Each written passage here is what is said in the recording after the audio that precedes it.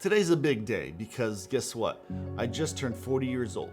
And today I'm going to tell you all about the 7 films that have left the biggest impact on my life. So let's start with a film on my list that I'm sure every one of you have seen, Terminator. I saw Terminator when I was a young kid. I mean, way too young to be watching Terminator. Now this may surprise you, but Terminator I think is one of the first memories I have of any film ever. And the reason I remember Terminator is because we were watching it all as a family in the living room one night, and this was before DVR or streaming or any of that. This was way back when, this was mid-90s or so, and we were watching Terminator on TNT or TBS or one of those cable programmings. What I do remember is towards the end when the skin melts off the Terminator and he's chasing Reese and Sarah at the very end. That scene of that metal skeleton coming for them, it terrified the hell out of me. This is the first memory I have of being truly terrified of a film, which is funny because it's not really a horror film. And that night when I was going to bed and I was laying there, I laid in bed and I can look out from my bed into the hallway. I swear the whole night, it was so hard for me to sleep because I felt like I could hear the metal skeleton of the Terminator just coming towards me. And I was like scared because I was like, I was so young and I was terrified of it. I hid underneath my covers all night because I was so scared of that thing. Now my number 2 film is completely different and completely different emotions, but from a similar time in my life. I was young, and the film I'm talking about is The Goonies. Now if you're my age or older or maybe slightly younger, I'm sure you grew up watching The Goonies with your family and your friends. How I remember watching The Goonies was in the summer, I would be a part of a overnight summer camp.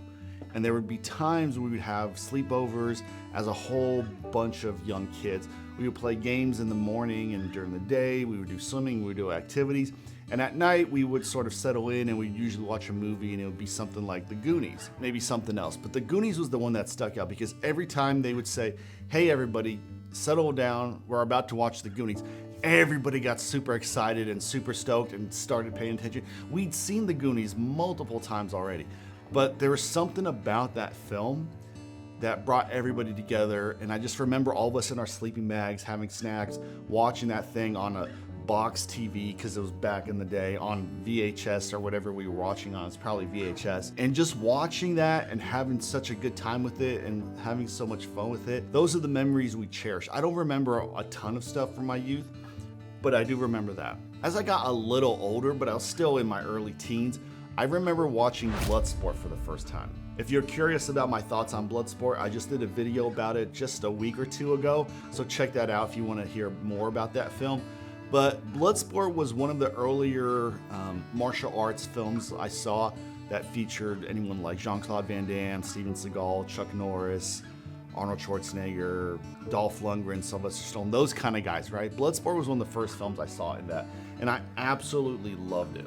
I loved it so much that I convinced my parents to sign me up for martial arts classes, karate classes, because I was like, I want to be like the muscles from Brussels. I want to be like Van Damme. I want to be doing spinning kicks and splits and doing all this cool stuff. And so that's why Bloodsport for me is one of those films that really stand the test of time. Now I got a slight curveball for you because the next film on my list is Austin Powers 2, The Spy Who Shagged Me.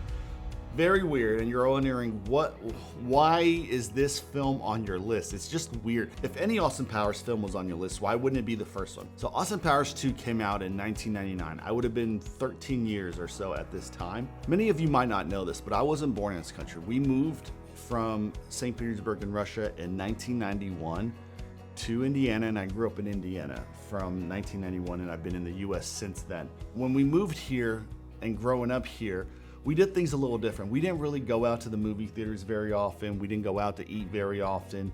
And the humor that my parents found funny and that me and my sisters found funny was very different because my parents had grown up in Russia and spoke Russian and laughed at those comedians and that kind of humor. And I was so young when I moved that I never really got to experience that, never really got into that. So a lot of times while they were watching those kinds of films and laughing, I'd be sitting there confused about why it's so funny. So I forget why, but we went to, all together as a family, we went to watch Austin Powers, The Spy Who Shagged Me, the second one. And the scene where they're in the tent and the guard and the troops are outside watching them in the tent as she's like pulling stuff out of his ass, the smoke bomb goes off and they see the shadows and it looks like there's all this crazy stuff going on in the tent. Not only did everyone in the theater laugh, but we all laughed. The whole family laughed. I was looking at my mom and dad, at my sisters. Everybody was laughing. It just transcended time and everyone was just dying of laughter. It was one of the funniest moments I've ever had in a theater and I just couldn't stop laughing myself. It was so absurd, it was so funny. Now around this time, as I was getting into my middle to late teens, I really started getting into film and loving movies and trying to see as many as I could. And this was around the time I saw The Shawshank Redemption. Now, The Shawshank Redemption immediately became one of my favorite films. The story of hope, the acting, the great characters, the emotional moments of the film. And I was pretty young when I saw that, but I just remember The Shawshank Redemption as sort of one of my first times where I was watching truly great cinema. Now, The Shawshank Redemption is always listed as one of the top 250 films on IMDb. It's usually 1 or 2 or 3 almost all the time. I don't know, I can't tell you if it's the best film of all time or if it's not even my favorite film of all time, but it is a film that really stuck out to me because it was one of those films that just, I remembered seeing and thinking, this is like actual cinema. This is like, everyone involved in this is great at their craft, it's professional. The messages in it are emotional and moving. And I just remember the moments of the film where Andy Dufresne got beer for his guys, where he crawled out, where Brooks unfortunately ended his life. Those moments stuck out to me just as much as I laughed in Austin Powers and as scared I was in Terminator. And as into martial arts as I got in Bloodsport, this film really made me sort of think and look at the world a bit differently. Now, I can't remember how old I was when I saw Blade Runner for the first time, but I was a little bit older, maybe early college years, somewhere in that range. What I remember when I first saw Blade Runner, I just thought to myself, this is one of the most gorgeous films I've ever seen. This is one of the best films I've ever seen. This has the best film score of all time. It still does. I will die on that hill. Come at me. Tell me I'm wrong, but you're wrong. That is the best film score ever made for any film ever. It still holds up. It still looks beautiful. People are still discovering this film to this day. It was one of those films that really changed how I looked at the whole cyberpunk genre, how I looked about how films are scored with music and how important that is to the mood. Before that, I kind of just didn't notice the music as much. And I could tell you, oh, that film had good music, or that film didn't have good music, but I could never sort of pinpoint why I thought that. Just as the cyberpunk world, you have like the flying cars and the cityscapes and the steam of the streets and all this stuff. It's almost its own character. The music is almost its own character, and it's the #1 film score and music that I listen to even now while I'm working or while I'm just relaxing. And now we've reached to my 7th and final film, and I saved the best for last. The #1 film that has impacted me the most in my life is The Good, the Bad, and the Ugly, because I think it is the best film ever made. It is also my favorite film of all time. I know a lot of people struggle when you go up to them and you ask them, hey, what's your favorite film of all time? Or what's your top 3 favorite films of all time? And if you ask me what my top 5, 10 films of all time are, there'd be some debate and some struggle. But if you ask me what my #1 film of all time is, there would never be any debate or struggle. It's The Good, the Bad, and the Ugly. I saw it when I was a kid with my dad, and it really got me into Clint Eastwood's Westerns.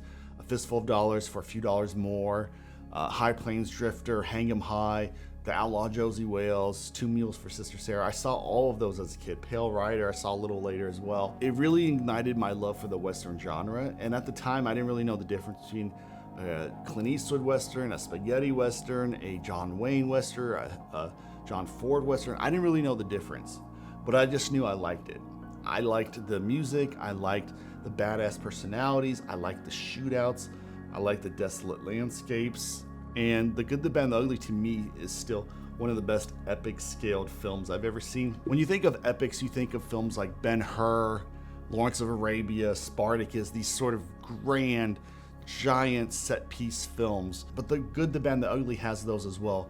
The Civil War battle scene with the bridge and the huge explosion, the ruined town, the POW camp. This film has some really big set pieces, some really big moments, tons and tons and tons of extras. It's just a fun, exciting film. To this day, this film has the #1 written phrase in any film of all time, and that's when Tuco's in the tub and he's caught down and the guy's talking to him, and Tuco shoots him from the tub and he's like, when you gotta shoot, don't talk. That is like the best advice a screenwriter can ever get in how they write scenes. Don't just sit there talking about a scene, explaining a scene to us. Just shoot, just do it, just go for it. I've watched it recently, it still looks amazing. I saw it in theaters, it looks great. And the reason I have it on my list is because it's the best film of all time. How could I not have my favorite and my best film of all time on this list, because it's impacted my life tremendously. So there you have it. 40 years of my life boiled down to 7 films. And what have I learned with these 7 films and my 40 years of life when it comes to cinema? There's no right or wrong answer with cinema. Everybody has their favorites. Everybody has the films that have been important to them in their lives. Your 7 films is gonna be completely different than mine. No two people are gonna have the exact same 7 films on their list. And even if they did, they wouldn't have them on there for the same exact reasons. People love doing lists of top 10 films ever, or the best films ever, or this or that. And that's why on this channel and on all the other pieces of media I like to create, I don't like to say best, I like to say my favorite. Because that's true. These are my favorite films. These are my top 5 favorite films, my top 10 favorite films. I'm not necessarily saying they're the best. Because like I said, everybody has different opinions. When people tell you their favorite films or what they think are the best films and you disagree with them, I think what I've learned is not to sort of say that they're wrong or be like, how can you think that? But to ask them, what is the story behind why you think that? Because there's got to be a reason that if someone puts a film on their top 5 that you disagree with, there's got to be a reason they have done so. And it's always interesting to find out what that story is, because it'll tell you a lot about that person. I hope you enjoyed this video. Like and subscribe to the channel. Tell me which of my 7 films that have impacted my life the most is your favorite. And if you have any stories to share about how films have impacted your life, I would love to hear them. Until next time, stop scrolling, start watching.